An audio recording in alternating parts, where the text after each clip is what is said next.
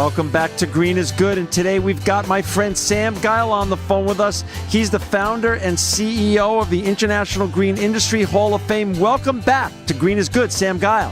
Hello, John. How are you today? Good. Before we get going and talking about all the amazing things that you've done since you've created the International Green Industry Hall of Fame, before we get into that, talk a little bit. I know you very well. I know your family, but I want the listeners to hear more about your history, your journey leading up to the founding of the International Green Industry Hall of Fame and what you and your family have done prior to this great organization being created. Sure. The concept of having a Hall of Fame for folks in the green industry came about over about a 5 to 6 year period. When I first came back to Fresno to join the family business, there were a number of opportunities within our business to green it up. And I had been working on a sustainability plan, and the company that I had left prior to the family business had just written a white paper on sustainability for the corporation. That was Grundfos Corporation out of Denmark. And I took the essence of that white paper and my own desire to live a more sustainable life to the business, and we basically greened up our business, and then we acquired a company that had a line of green cleaning products. So in the process of doing so, I attended numerous conferences and conventions, got certifications in green build and such, to really understand firsthand what not only the problems were, but then what were the remedies, and then applied those in our business. And one of the things that I observed and learned at the conferences and conventions that I attended was there was really nobody giving these wonderful pioneers and inventors and innovators much credit and recognition for their work. So when I would go from booth to booth and talk to these entrepreneurs or ecopreneurs, the one thing that was missing was that recognition, and most of them didn't have the money for marketing and promoting their products. So it kind of I had an epiphany that, geez, if there was a way to do that and do that cost effectively, which is sustainable, that would be a real cool thing to do. So it then kind of planted the seeds in my mind about how we go about doing that. And what year was that? Well, that was a period of time. So I would say 2004 to 2008. And one of the things that I had learned and picked up when I lived in Kansas City was how Kansas City, Missouri, transformed an area of their city by bringing in the Negro Baseball League Hall of Fame and the Jazz Hall of Fame, and it basically transformed a whole section of Kansas City, Missouri. And there was kind of a rebirth of that area, kind of an economic development effort, and it was really cool, and I liked that. So I got that kind of planted the seed of a Hall of Fame, and so that was the framework that I used to kind of put together the business plan. So it would be under the auspices or under the title of a Hall of Fame. And then selected green industry because I like the idea of green. It's really the best way to describe ecological sustainability for all ages, from kindergartners all the way up. And then the industry being more industry focused versus advocacy focused. The industry didn't really have an organization that was willing to promote the whole industry.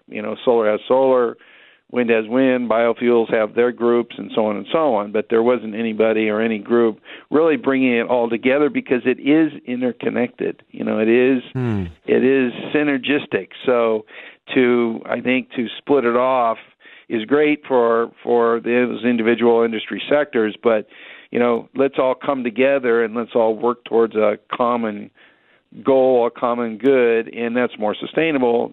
Collaboration is obviously more sustainable than not collaborating. So the business plan was built, and it was built around that, and it was built around education, that while we were able to capture the stories of all these wonderful people, and it's in its infancy, the industry is in its infancy, this would be a great time to get all those stories in video and audio, and then have a library where people can then access that library free of charge. And that's the website. So the website is going to hold all of the information that we gather throughout the years, and that'll be free to the public. Everything is built on there's no charge to be involved. There's no charge to be nominated. There's no charge to be selected. There's no charge to attend for those people. And all of our inductees, which we call members, really for a lifetime don't have to pay money to be a part of the Hall of Fame. And for our listeners out there, I'm on your website now. It is so gorgeous, and you've done such a great job both with the website and with building this organization from just a kernel and dream that you had. It's the testimonies to you, because for our listeners out there that have tried to start a business or now are currently ecopreneurs or entrepreneurs, everybody knows how hard it is when everyone else says no or it hasn't been done. Sam took this, and I know personally took it and made it his mission, and has done an amazing job with it. But for our listeners out there, go to www.gogreenhall.org. It's a great website. You can see everything that's happened the years since Sam started it, and obviously the upcoming great event that's about to happen. So talk a little bit about what's who are the people you've honored along the way, and some of the more memorable speeches or some of the more memorable inductions that you've done. I know you and I are both huge fans of Ray Anderson. So speak a little bit about what, the people that you've gotten to meet and touch you and touch the organization, and therefore shared their story and inspired so many others. Right. Well, you hit on a big icon there with Ray C. Anderson. I attended a couple of conferences up in San Francisco and had the opportunity to meet with Ray. One of them was rather small, was put on by Sustainable Industries magazine, and there might be 150 people there. So when Ray was finished, I had a chance to pull him aside, and we must have talked for a half an hour, and it was probably one of the most enlightening half hours I've ever had. But I shared with him the business plan and the idea of having this Hall of Fame, and he just couldn't get over how he was so supportive. He just thought it was a great idea, and that really helped. That was very, very inspiring, and to get that kind of endorsement. So he's definitely at the top of the list, if not number one. John, you have been very supportive over the years and watched your transformation, and that's been very inspirational. So I would have to put you up there in the top three. You're too kind. And then I would say probably a guy by the name of Jim Core. Jim Core is an engineer out of Winnipeg, Canada, and he's got an organization that's developed a car for he would call the common man, the common man's car, that can go 300 miles to the gallon, and they've just done some great things. I call it the Tesla for the everyday guy. And he's been extremely motivational and supportive.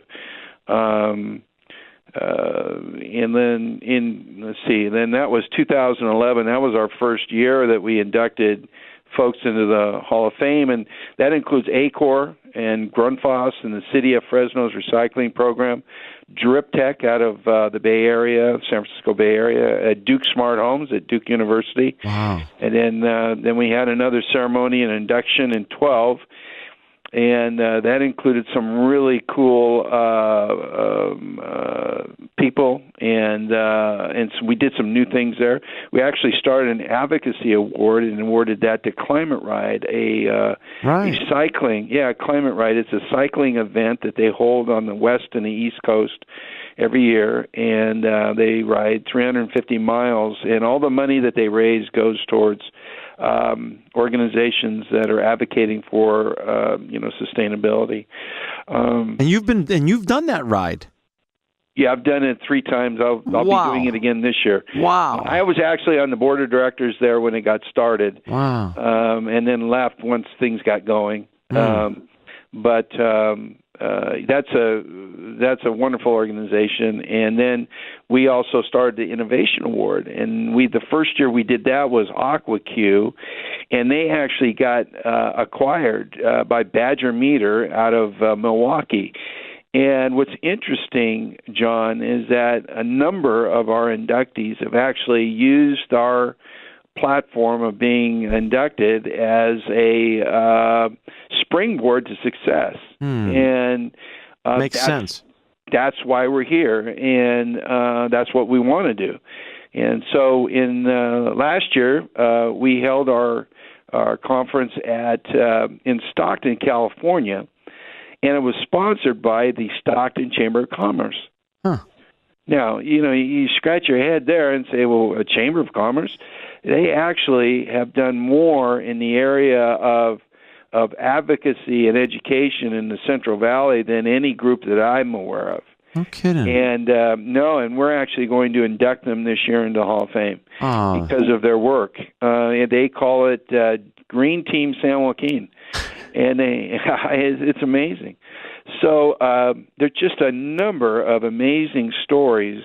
I'll give you a couple. D-Light Design. They design lights that are powered by solar units for villages in Africa. And what these solar lights do is they replace the kerosene lamps in these villages that are toxic and also very dangerous, because if they tip over, they'll basically, they'll burn the hut down. Wow. And by using these lights, these special solar-powered lights, the children can read at night, and they can read without having the fumes from the kerosene, and it's safe. And then we inducted another group called Empower Playgrounds. They make playground equipment that generates electricity, John. They make a merry-go-round that the kids play on, because these kids love the merry-go-round, right? You get about 25. And the merry-go-round... And as the merry-go-round spins, there's a generator in the middle of it. It generates enough power for the entire village. That is awesome. For our listeners who just joined us, we've got Sam Geil on. He's my friend, longtime friend. He's the founder and CEO also of the International Green Industry Hall of Fame. Learn more about what Sam's doing at the Green Hall of Fame at www.gogreenhall.org. We've got about 7 minutes left, Sam. Talk a little bit about what's coming up, your big annual event, and how our listeners can get involved, because the key is I want people to listen and then join, listen, and then contact you and get involved with the great work you're doing. Yeah, well, thank you, John.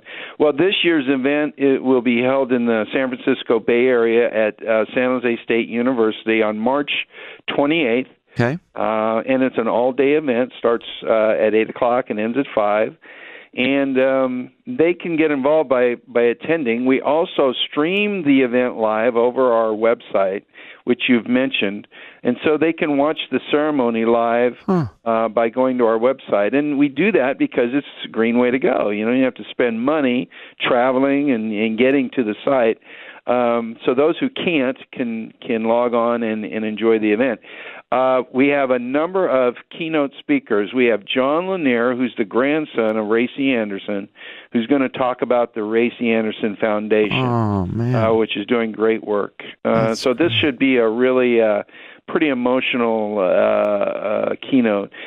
Jim Core, as I mentioned earlier, is going to talk. His topic is the car of the century, why a small dedicated team quietly created a unique car and called it Irby. Then we have plenary sessions, and those are folks that are going to present for 45 minutes.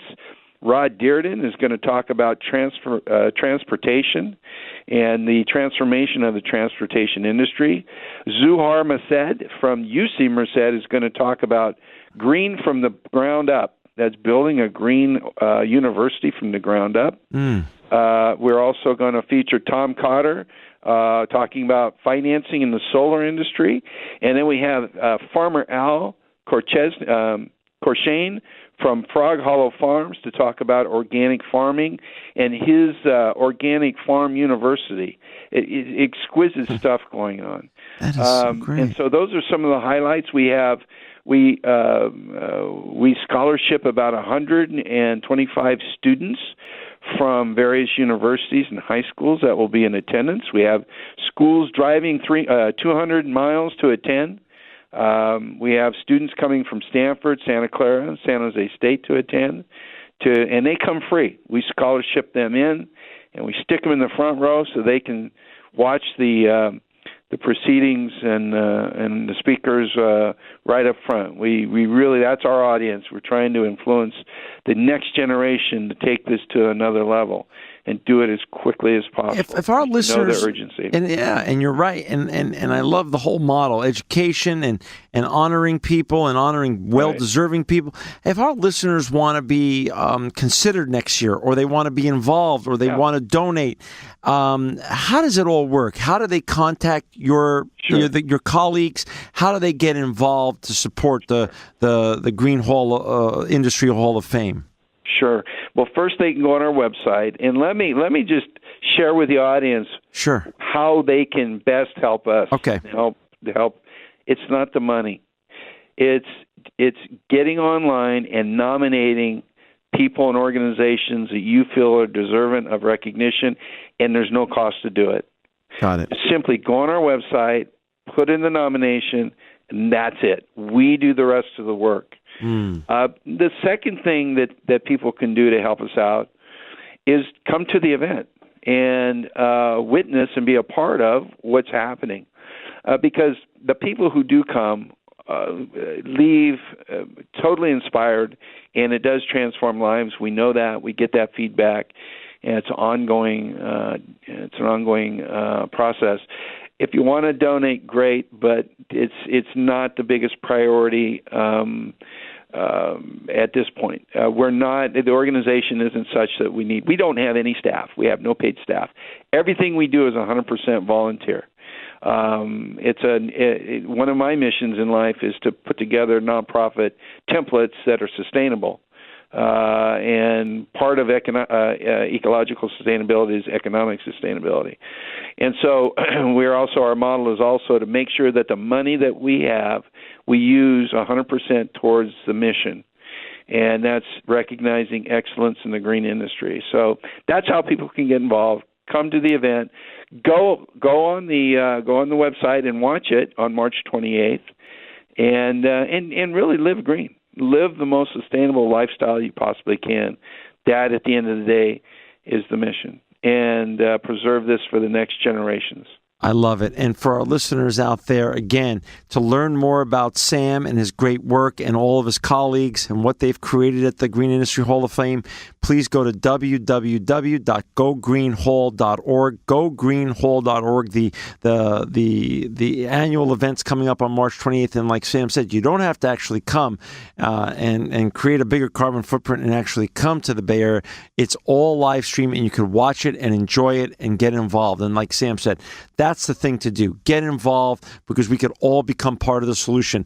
You know, Sam, you're a friend, and of course I'm very biased, but truly to have created this out of nothing and to have affected so many people and inspired so many young people is just, it's just great to see that. And I'm just honored to have you as a friend, and you are really, truly leading the way. And the truth is, you're a true visionary, you're a collaborative ecopreneur, and in sum, you're one of the best green champions I've ever met, and therefore truly living proof that green is good.